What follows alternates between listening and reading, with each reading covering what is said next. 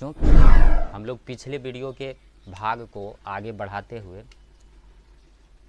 आज संख्याओं के गुणधर्म के बारे में अध्ययन करेंगे। इसमें हम लोग जो विभिन्न प्रकार की संख्याएं पढ़े हैं, प्राकृत संख्या, पूर्ण संख्या, पूर्णांक संख्या, परिमेय संख्या, उन सभी के बारे में यह जानेंगे कि वो सारी संख्याएं का क्या प्रॉपर्टी है, वो कौन सा गुण धर्म का पालन करता है, कौन सा नियम का पालन करता है, कौन सा नियम का पालन नहीं करता है। जैसे प्राकृत संख्या या मेन रूप से इस चैप्टर में परिमेय संख्या, ये समृत या समरक नियम का पालन करती है या नहीं। इसी प्रकार से क्रम विनिमय नियम का पालन करती है या नहीं, साहचर्य नियम का पालन करती है या नहीं, यानी सारे नियमों को देखेंगे वो पालन करती है या नहीं। तो सबसे पहले आपको ये समझाते हैं कि समृत या समरक नियम, क्लोजर लॉ कहते किसको हैं। समृत या समरक नियम कहते किसको हैं? तो देखिए, यदि मान लिया जाए कोई दो वास्तविक संख्याएं हैं, वास्तविक संख्या के अंतर्गत आ जाता है कौन कौन? वास्तविक संख्या के अंतर्गत आपको प्राकृत संख्या, पूर्ण संख्या, पूर्णांक संख्या, परिमेय संख्या, अपरिमेय संख्या, ये सारी संख्याओं का जो समूह है, यानी इतना मोटा मोटी तौर पर आप समझ सकते हैं कि अभी तक आप जितनी संख्याओं का अध्ययन जितनी संख्या आपके नज़र में है वो सारी संख्या वास्तविक संख्या के अंतर्गत आ जाती है। उस सब को मिला के रियल नंबर बोला जाता है। सारी संख्याओं को मिला के रियल नंबर बोला जाता है। ये अलग बात है कि आपको इस चैप्टर में सिर्फ परिमेय संख्या के बारे में पढ़ना है। तो कोई भी यदि दो वास्तविक संख्याएं हैं, मान लिया जाए ए तथा बी कोई दो वास्तविक संख्याएं हैं, तो आपको इन वास्तविक संख्याओं के योग ए प्लस बी, व्यवकलन ए माइनस बी, गुना ए क्रॉस बी और भाग ए माइनस बी करने पर, ऐसी क्रियाएं करने पर यदि वास्तविक संख्या ही प्राप्त होती है, यदि वास्तविक संख्या ही प्राप्त होती है,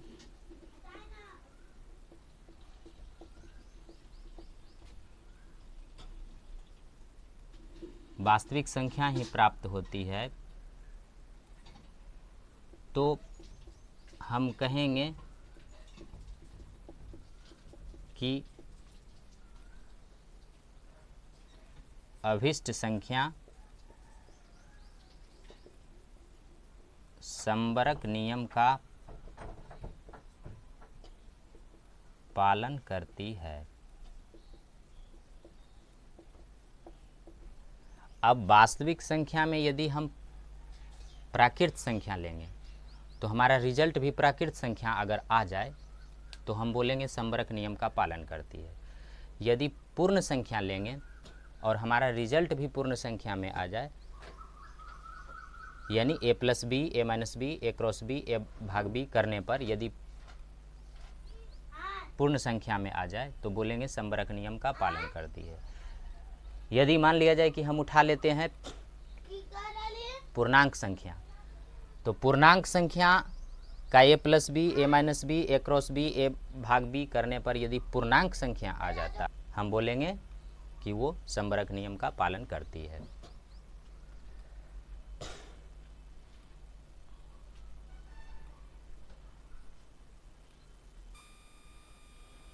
अब आइए, अब हम लोग प्राकृत संख्या पर देखते हैं कि ये समरक नियम का पालन करती है या नहीं। तो प्राकृत संख्या के कंडीशन में हम देखते हैं समरक नियम का पालन कर रही है या नहीं। समरक नियम का पालन करती है तो पहले मान लिया जाए इसका योग लेते हैं। तो कोई भी प्राकृत संख्या यानी गिनती की संख्या कोई भी उठा लीजिए, जैसे 2 + 3, इसका रिजल्ट क्या आएगा? 5, जो कि एक प्राकृत संख्या है। तो इस प्रकार से योग में समरक नियम का पालन ये करती है। इसी प्रकार से व्यवकलन में अगर हम चले जाएं तो व्यवकलन कोई भी दो संख्या लेकर घटा सकते हैं आप। जैसे मान लिया जाए कि इसी को ले लेते हैं 2 माइनस 3, तो रिजल्ट क्या आ गया, रिजल्ट आया -1। अब -1 बताइए ये प्राकृत संख्या है, नहीं है। प्राकृत संख्या यानी गिनती की संख्या, और गिनती की संख्या -1 से नहीं शुरू करते हैं। हम लोग गिनती की संख्या कैसे शुरू करते हैं, 1 2 3 4 5। तो इस प्रकार से ये -1 प्राकृत संख्या नहीं है। हम प्राकृत संख्या लिए लेकिन प्राकृत संख्या नहीं हुआ, इसका अर्थ है कि ये संबरक नियम का पालन नहीं करती है, इसका व्यवकलन। अब गुणन में चलते हैं। गुणन में देखिए इसी को लेते हैं 2 क्रॉस 3 तो आता है 6, ये भी प्राकृत ये भी प्राकृत। इसका मतलब गुणन में जो है संबरक नियम फॉलो करता है। अब भाग पर चलते हैं, तो भाग में मान लिया जाए 2 भागा 3 करते हैं, तो इसका रिजल्ट आ जाएगा कितना, 2/3, 2/3, यानी इसको करेंगे तो 0.667 कुछ इस प्रकार से आएगा। तो इसका मतलब, और ये वाला प्राकृत संख्या है, गिनती की संख्या है, नहीं है। इसका मतलब है कि भाग में संबरक नियम पालन नहीं होता है। प्राकृत संख्या भाग के लिए संबरक नियम का पालन नहीं करती है। प्राकृत संख्या गुणन के लिए संबरक नियम का पालन नहीं करती है। प्राकृत संख्या व्यवकलन के लिए संबरक नियम का पालन नहीं करती है। योग के लिए करती है और गुणन के लिए करती है। व्यवकलन के लिए और भाग के लिए संबरक नियम का पालन नहीं करती है प्राकृत संख्या। ये इसका गुण हो गया।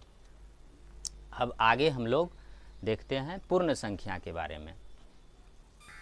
अब हम लोग देखते हैं कि पूर्ण संख्या के लिए जो है वो संबरक नियम का पालन करती है या नहीं करती है। पूर्ण संख्या संबरक नियम का फॉलो करती है या नहीं। तो पूर्ण संख्या कहाँ से शुरू होता है, 0 से। 0 और गिनती की सारी संख्या यानी 0 1 2 3 4, इसमें से हम कोई भी संख्या उठाकर चेक कर सकते हैं। तो मान लिया जाए 2 और 3 को ही करते हैं। 2 + 3 कितना हो गया, 5। ये दोनों पूर्ण संख्या है, ये भी पूर्ण संख्या है। ये दोनों होल नंबर है, ये भी होल नंबर है। इसका मतलब योग के लिए संबरक नियम पालन करता है। 2 - 3 आ गया रिजल्ट -1। ये पूर्ण संख्या है, होल नंबर है। और ये कौन सा है, पूर्ण संख्या नहीं है, क्योंकि पूर्ण संख्या तो 0 से शुरू होता है। 0 1 2 3 माइनस पूर्णांक संख्या होता है। ये पूर्ण संख्या, ये रिजल्ट आया पूर्णांक संख्या। मतलब ये संबरक नियम का पालन नहीं करती है। व्यवकलन के लिए पूर्ण संख्या, व्यवकलन के लिए, घटाव के लिए, सब्सट्रैक्शन के लिए संबरक नियम का पालन नहीं करती है। अब गुणा पर आते हैं, तो 2 क्रॉस 3 रिजल्ट आया 6। ये भी पूर्ण संख्या, ये भी पूर्ण संख्या। इस प्रकार से गुणन के लिए संबरक नियम का फॉलो होता है। भाग के लिए चलते हैं, 2/3 तो 0.67, ये पूर्ण संख्या और ये पूर्ण संख्या नहीं है, क्योंकि पूर्ण संख्या 0 और गिनती की संख्या ये ना तो 0 है ना गिनती की संख्या 1 2 3 4 है। इस प्रकार से ये भाग के लिए संबरक नियम, पूर्ण संख्या भाग के लिए संबरक नियम का पालन नहीं करती है। पूर्ण संख्या भाग की स्थिति में संबरक नियम का पालन नहीं करती है। अब आगे हम लोग देखते हैं पूर्णांक संख्या के बारे में। पूर्णांक संख्या यानी इंटीजर नंबर कौन सा होता है, माइनस अनंत से लेकर प्लस अनंत तक। -3 -2 -1 0 1 2 3 4 अनंत तक गिनती की संख्या, ये सारी की सारी होती है पूर्णांक संख्या।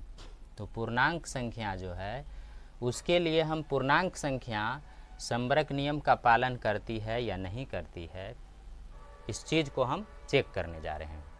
तो देखिए योग के लिए हम चेक करते हैं, 2 + 3 आ गया 5। ये एक पूर्णांक संख्या है, ये भी पूर्णांक संख्या है, मतलब योग के लिए पास कर गया। व्यवकलन के लिए 2 - 3 तो आ गया -1, ये पूर्णांक संख्या है। अब -1 जो है ये क्या है, ये भी एक पूर्णांक संख्या है, ये भी एक इंटीजर नंबर है। तो व्यवकलन के जो है वो पूर्णांक संख्या व्यवकलन के लिए भी संबरक नियम का पालन करती है। तीसरा चलते हैं 2 क्रॉस 3। देखिए इसका रिजल्ट आएगा 6, ये भी पूर्णांक, ये भी पूर्णांक। आप 2 3 के जगह पर कोई भी संख्या उठाकर रख सकते हैं। मैं सुविधा की दृष्टि से सिर्फ 2 3 ले रहा हूँ समझने के लिए, बाकी आप कोई भी संख्या लेकर इसको चेक कर सकते हैं। सारी संख्याओं पर यही चीज़ होगा। 2 क्रॉस 3 करेंगे तो आएगा 6, और 6 भी, ये भी पूर्णांक संख्या और ये भी पूर्णांक संख्या, यानी गुणन के लिए भी संबरक नियम का पालन, पूर्णांक संख्या गुणा के लिए भी संबरक नियम का पालन करती है। चौथा हो गया भाग, 2 भाग 3, रिजल्ट होगा 0.67। अब देखिए ये तो पूर्णांक संख्या, लेकिन ये पूर्णांक संख्या नहीं, ये परिमेय संख्या आ जाता है। पूर्णांक संख्या आना चाहिए रिजल्ट पूर्णांक संख्या, लेकिन आ रहा है परिमेय संख्या। कहने का मतलब है कि भाग जो है वो संबरक नियम यानी क्लोजर लॉ यानी संवृत्त नियम, इसका 3 नाम हम लोग याद रख सकते हैं, संवृत्त नियम, संबरक नियम और अंग्रेजी बोले तो क्लोजर लॉ, क्लोजर लॉ। तो इस प्रकार से भाग जो है ये संबरक नियम का पालन पूर्णांक संख्या के कंडीशन में नहीं करती है। अब आगे हम लोग देखेंगे परिमेय संख्या के बारे में। अब हम देखते हैं कि परिमेय संख्या यानी रेशनल नंबर जो होता है, रेशनल नंबर संबरक नियम क्लोजर लॉ का फॉलो करती है या नहीं करती है। इसमें भी सेम चीज़ देखेंगे कि योग के लिए संबरक नियम पालन करती है या नहीं, व्यवकलन के लिए संबरक नियम का पालन करती है या नहीं, गुणन के लिए है या नहीं, भाग के लिए संबरक नियम का पालन करती है या नहीं। तो चलिए सबसे पहले योग पर चेक करते हैं। कोई भी परिमेय संख्या आप उठा सकते हैं, एनीवन परिमेय संख्या। परिमेय संख्या में कोई बटा वाला भी ले सकते हैं या फिर ऐसे सिंपल भी ले सकते हैं। तो मान लिया जाए कि ये 2 और 3 जो है ये भी परिमेय संख्या ही है, 2 + 3 = 5। चूँकि ये गिनती की संख्या है और गिनती की संख्या परिमेय संख्या के अंतर्गत आता है, इसलिए ये भी परिमेय संख्या हुआ। तो इसके लिए योग का नियम पास कर गया। अगर बटा में लेके चले हम, मान लिया जाए 1/2 - 1/3, एलसीएम लेंगे तो होगा 6, 3 - 2 यानी 1/6। ये p/q के फॉर्म में आया। ये प्रश्न में हम लिए परिमेय संख्या, 1/2 परिमेय संख्या है, ये भी परिमेय संख्या है। इसका जो रिजल्ट आया है 1/6, ये p/q के फॉर्म में है, जहाँ p और q दोनों एक पूर्णांक है यानी इंटीजर नंबर है, और इसका जो नीचे वाला हर है वो q = नॉट 0, यहाँ q = 6 है। तो सारे नियम फॉलो करने के कारण ये एक रेशनल नंबर बन जाता है, ये एक परिमेय संख्या बन जाता है। और अब परिमेय संख्या बराबर परिमेय संख्या, यानी परिमेय संख्या का घटाव किए, व्यवकलन किए, सब्सट्रैक्शन किए, तो आ गया रिजल्ट परिमेय संख्या। यानी परिमेय संख्या जो है वो व्यवकलन के लिए संबरक नियम का पालन करती है। सेम मान लिया जाए 2 क्रॉस 3 करेंगे तो आ जाएगा कितना, 6। ये दोनों परिमेय संख्या गुणन के लिए पास कर गया।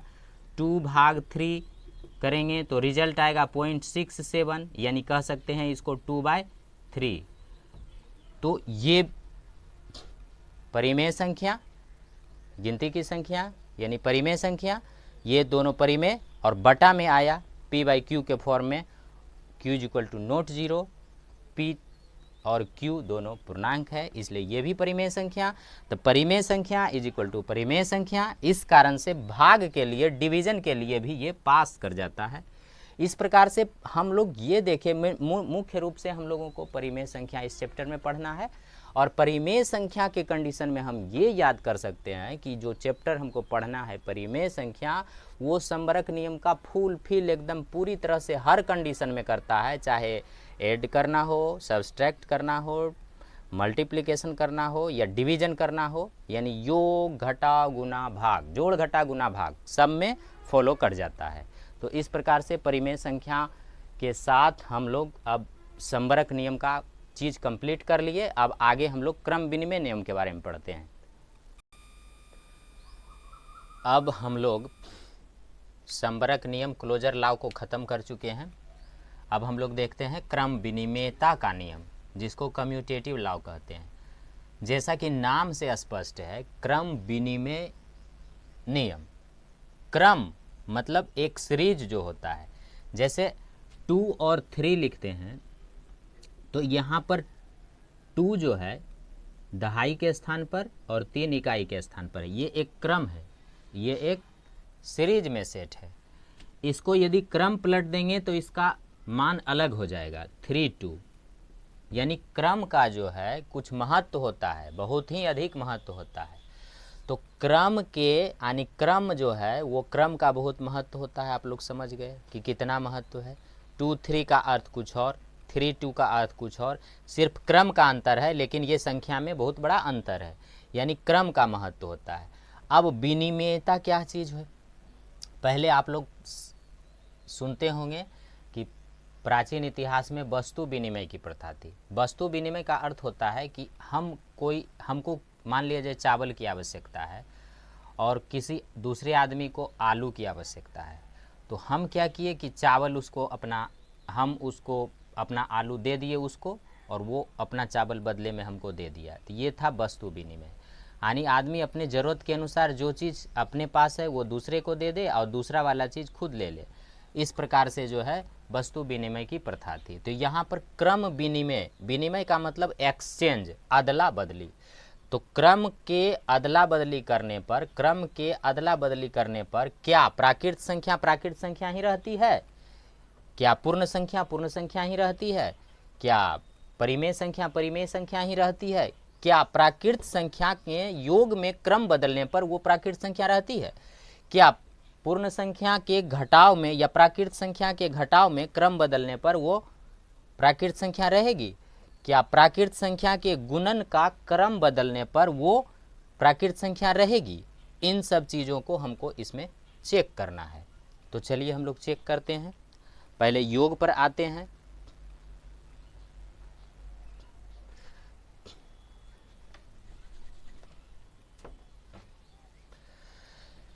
योग पर हम लोग चेक करते हैं। पहले लिखते हैं 2 + 3, ये प्राकृत संख्या 2 + 3 उठा लिए। इसका रिजल्ट क्या आया? रिजल्ट आया 5। अब इसका क्रम बदल देते हैं, कर देते हैं इसको हम 3 + 2, इसका क्या रिजल्ट होगा? 5 होगा, 5 होगा ना। ये रिजल्ट और ये रिजल्ट में कोई अंतर है? अंतर नहीं है। मतलब प्राकृत संख्या योग पर क्रम विनिमयता नियम का, कम्यूटेटिव लॉ का पालन करती है। समझ में आया? सेम कंडीशन अब व्यवकलन पर लगाते हैं। व्यवकलन का मतलब होता है घटाव या सब्सट्रैक्शन, इंग्लिश में बोल सकते हैं इसको। तो 2 - 3 का रिजल्ट क्या आएगा? 2 - 3 का रिजल्ट क्या आएगा? 3 में से 2 घटेगा तो कितना बचेगा? 1। लेकिन यहाँ पर जो बड़ा होता है वो अपना चिन्ह लेता है। तो देखिए यहाँ पर 2 है और इसका इस साइड में चिन्ह कुछ नहीं का मतलब प्लस है।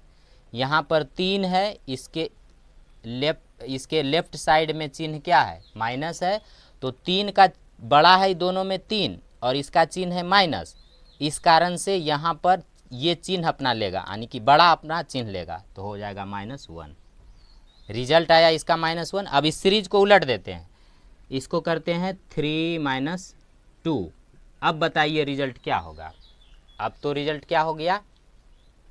1 हो गया। अब रिजल्ट क्या हो गया? 1 हो गया। तो यानी कहने का अर्थ ये हुआ कि योग में ये पालन किया। व्यवकलन पर जब हम जाते हैं प्राकृत संख्या के बारे में, तो व्यवकलन में ये क्रम विनिमयता नियम का पालन नहीं करती है, क्योंकि दोनों उत्तर में अंतर आ रहा है, एक का -1 और एक का 1। तो ये व्यवकलन में पालन नहीं करती है। अब गुणन पर चलते हैं। दो प्राकृत संख्या उठा लीजिए। प्राकृत संख्या किसको कहते हैं? गिनती की संख्या को। तो मान लिया जाए 2 3 को ही हम उठा लेते हैं। 2 गुना 3 कितना होगा? 6। अब हम सीरीज उलट देते हैं, क्रम को उलट देते हैं। इधर पहले 3 लिखते हैं, फिर 2 लिखते हैं। इसका भी रिजल्ट क्या होगा? 6। मतलब दोनों कंडीशन में सीरीज उलटने पर, क्रम का विनिमय करने पर भी हमारा परिणाम, हमारा उत्तर समान आता है। इस कारण से गुणन में प्राकृत संख्या पालन क्रमविहीनता नियम कम्यूटेटिव लॉ का पालन करती है। अब भाग पर देखते हैं। तो 2/3 इसका रिजल्ट क्या होगा? इसका हो जाएगा रिजल्ट 0.3 से भाग देंगे 20 में, पॉइंट पहले 20, 3 6 18 यानी 6 7। अगर हम 3/2 करेंगे तो 3 का आधा सीधे 1.5 हो जाएगा। 3 का आधा कितना हो जाएगा? 1.5 यानी 1.5। यहाँ 2/3 का रिजल्ट आया 0.67, लेकिन यहाँ सीरीज जैसे उल्टे तो रिजल्ट में भी अंतर हो गया। यहाँ कुछ और रिजल्ट, यहाँ कुछ और रिजल्ट। मतलब प्राकृत संख्या भाग में क्रमविहीनता नियम का पालन नहीं करती है। आइए अब हम लोग पूर्ण संख्या में देखते हैं। पूर्ण संख्या में क्या होता है? तो पूर्ण संख्या कौन सी होती है? 0 से लेकर गिनती की संख्या। तो कोई भी 2 और 3 उठा लेते हैं तो हो जाएगा 5। 2 और 3 उठाए तो आया 5। अगर इसका सीरीज उलट दें 3 + 2 तो भी रिजल्ट आया 5, मतलब पालन करती है। 2 - 3 बराबर होगा -1, 3 - 2 = होगा 1। अलग अलग आया, पालन नहीं करती है। 2 × 3 = 6, 3 × 2 = 6। दोनों सेम रिजल्ट आया, पालन करती है। 2/3 0.67, 3/2 1.5। अलग अलग रिजल्ट, पालन नहीं करती है। अब चलिए आगे हम लोग पूर्णांक संख्या के बारे में पढ़ते हैं। पूर्णांक संख्या में आप कौन कौन सा ले सकते हैं? माइनस का कोई भी चीज़ ले सकते हैं, 0 ले सकते हैं, 1 2 3 4 ले सकते हैं। सुविधा की दृष्टि से कोई भी चीज़ हम उठा सकते हैं इसमें से। तो मान लिया जाए कि -2 ले लिए, +5 ले लिए। -2 और +5 को उठा लिए, तो इसका यदि हम जोड़ करते हैं तो रिजल्ट आएगा 5 - 2 यानी 3। और इसको अब हम उलट देते हैं। पहले 5 लिखते हैं, अब प्लस, फिर -2 लिखते हैं, तो रिजल्ट कितना आएगा? 5 - 2 यानी 3। मतलब योग के लिए पूर्णांक संख्या क्रम विनिमय नियम का पालन करती है। अब घटाव के लिए हम 2 संख्या लिए हैं, एक -2 लिए हैं और एक क्या लिए हैं? 5 प्लस वाला 5, ठीक है। अब व्यवकलन, अब इसका घटाव कर देते हैं। तो ये दोनों को घटाव करते हैं, -2 -5।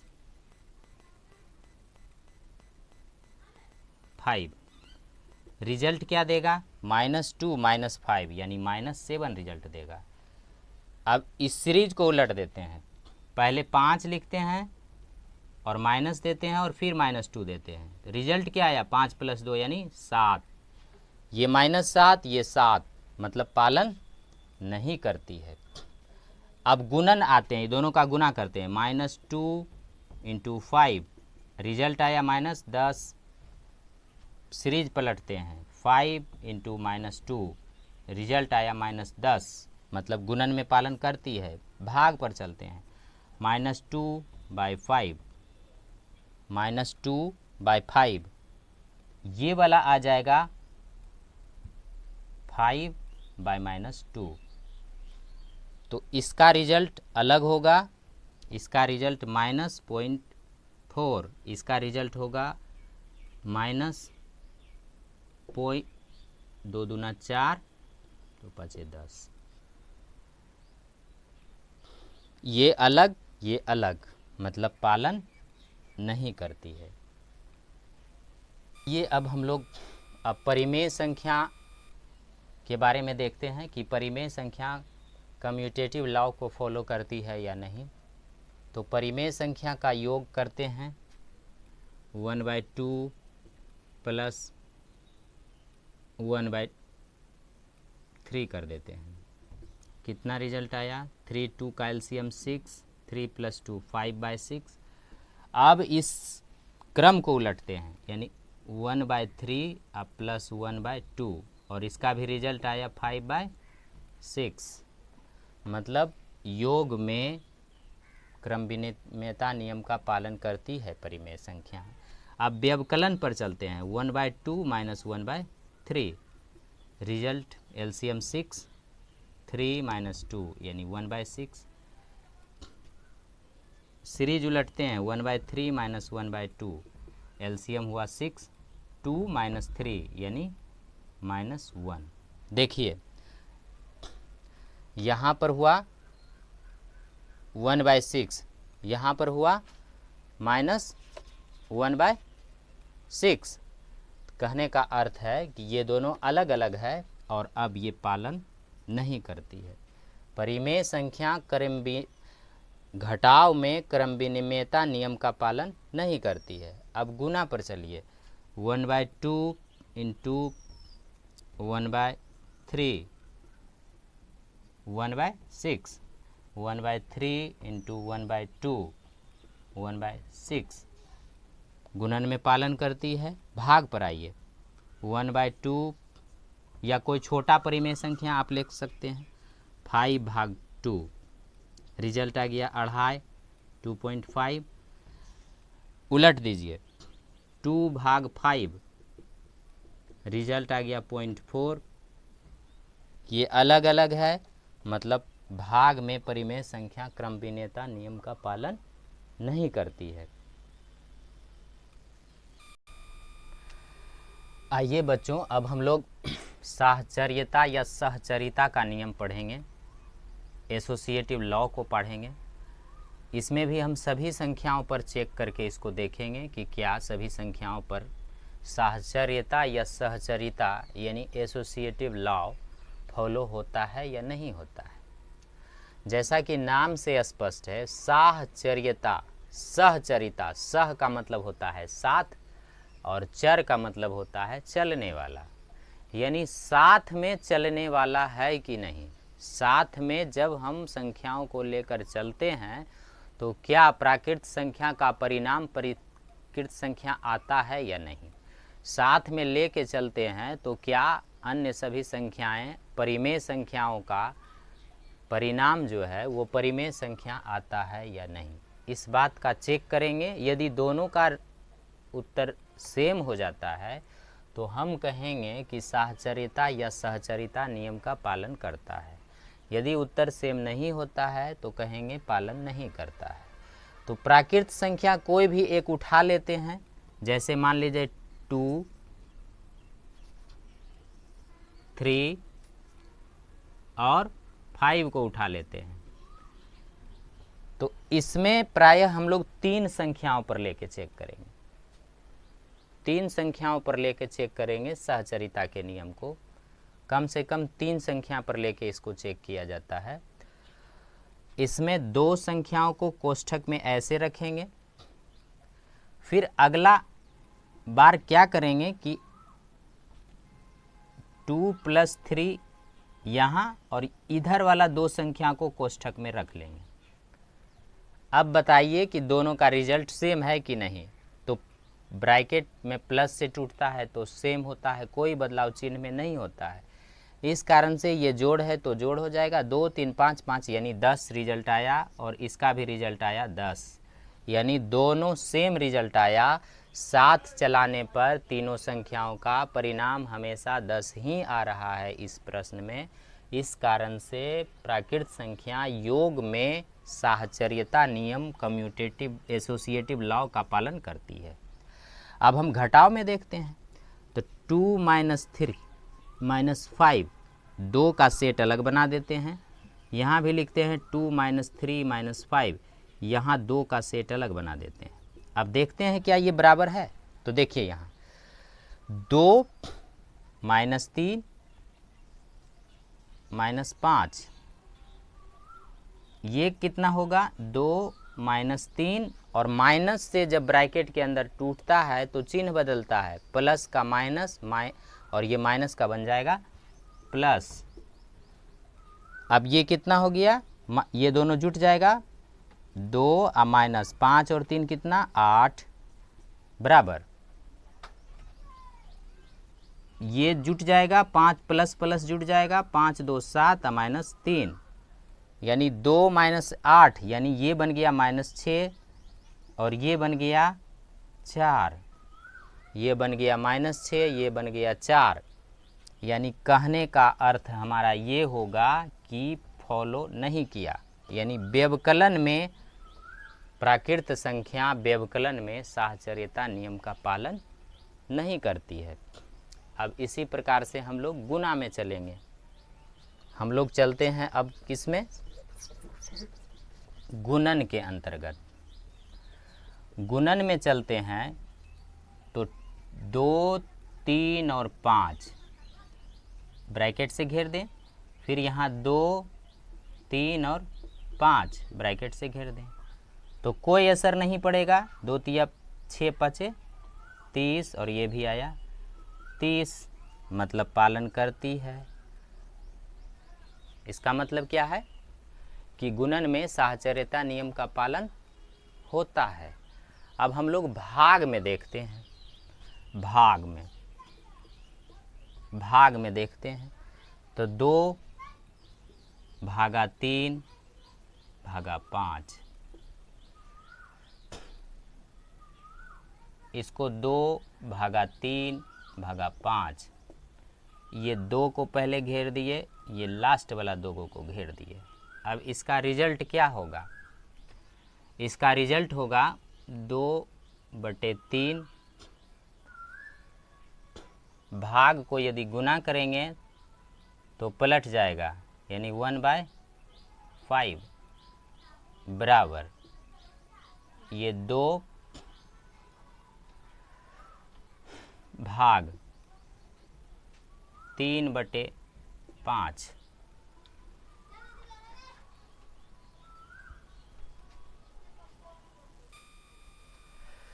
तो ये हो गया कितना 2/15, ये कितना हो गया 2, भाग को करेंगे गुना तो कोष्ठक वाला पलटी कर जाएगा, यानी 5/3 मीन्स 2/15 बराबर 5 दूना 10/3। ये बराबर है नहीं है, बराबर नहीं है, यानी भाग में प्राकृत संख्या साहचर्यता नियम का पालन नहीं करती है। अब हम लोग आगे इसी प्रकार से साहचर्यता नियम को चेक करेंगे। अब हम लोग साहचर्यता नियम या किसी भी नियम को आपको इतना प्रैक्टिस करा दिया गया है कि अब आप अंदाज भी कर सकते हैं कि किस में करेगा पालन, किस में नहीं करेगा, या फिर अगर आप अंदाज नहीं कर सके तो संख्या लेके भी चेक कर सकते हैं। जैसे योग है तो योग में मान लिया जाए 3 + 2 + 5 बराबर जो भी 3 संख्या प्लस में आएगा, कोष्ठक से योग जैसे टूटेगा प्लस में कोई चेंजिंग नहीं होगा, तो दोनों का रिजल्ट बराबर हो जाएगा। तो इस प्रकार से योग में साहचर्यता नियम का पालन होगा। घटाव में कोष्ठक के अंदर छोटी कोष्ठक स्मॉल ब्रैकेट के अंदर जैसे ही संख्या जाएगा तो माइनस से जैसे टूटेगा तो वो उसका साइन बदल जाएगा और रिजल्ट अलग कर देगा। तो इस प्रकार से व्यवकलन में क्या होगा कि साहचर्यता नियम का पालन नहीं होगा। गुना में कोष्ठक से कोई फर्क नहीं पड़ेगा, सेम गुना होके रह जाएगा, इसीलिए गुणन में साहचर्यता नियम पालन होगा। भाग में जैसे हम जाएंगे तो भाग होने के बाद क्या होगा कि वो बटा में चेंज कर जाएगा, बटा में चेंज करेगा, उलट जाएगा तो वो साहचर्यता नियम का पालन नहीं करेगा, रिजल्ट में अंतर ला देगा, साहचर्यता नियम का पालन नहीं होगा। अब आप आगे हम लोग पूर्णांक संख्या में देखते हैं। पूर्णांक संख्या में योग जो होगा तो योग में साहचर्यता नियम योग में पालन करेगा। माइनस होने के कारण इसमें ब्रैकेट में चिन्ह पलटी होगा, नहीं करेगा, गुना में करेगा, भाग में फिर भाग होने के कारण उलट पुलट जाएगा और इसमें भी नहीं करेगा। तो इस प्रकार से पूर्णांक संख्या हो गया। अब हम लोग देखते हैं परिमेय संख्या।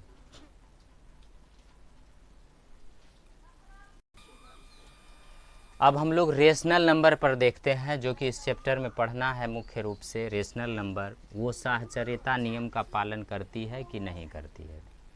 तो देखिए, परिमेय संख्या योग वाला में प्लस रहेगा, दोनों तीनों में प्लस रहेगा, ब्रैकेट तोड़ने से प्लस में कोई अंतर नहीं होगा और दोनों का रिजल्ट समान आ जाएगा।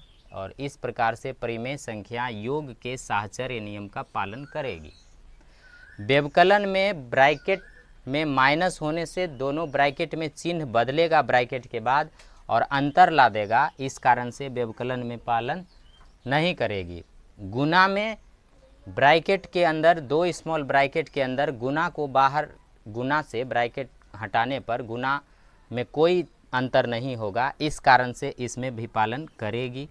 भाग में ब्रैकेट जैसे ही खोलेंगे भाग से आगे वाला पलट जाएगा और इस कारण से भाग में पालन नहीं करेगी। इस प्रकार से परिमेय संख्या साहचर्य नियम का पालन किस प्रकार से करेगी? योग में करेगी, व्यवकलन में नहीं करेगी, मल्टीप्लिकेशन में करेगी, डिवीजन में नहीं करेगी।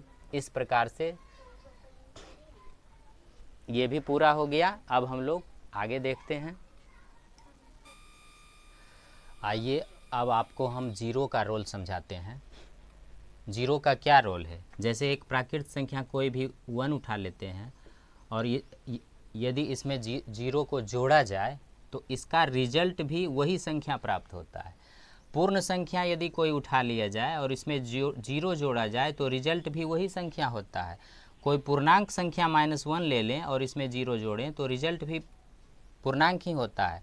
कोई परिमेय संख्या मान लिया जाए 1/2 ले लें और इसमें जीरो जोड़ें तो रिजल्ट भी परिमेय संख्या ही होता है। इस प्रकार से हम देखते हैं कि योज्य जीरो एक ऐसी संख्या है जो कि किसी भी संख्या में जोड़ने पर सेम वही संख्या रिजल्ट में आता है।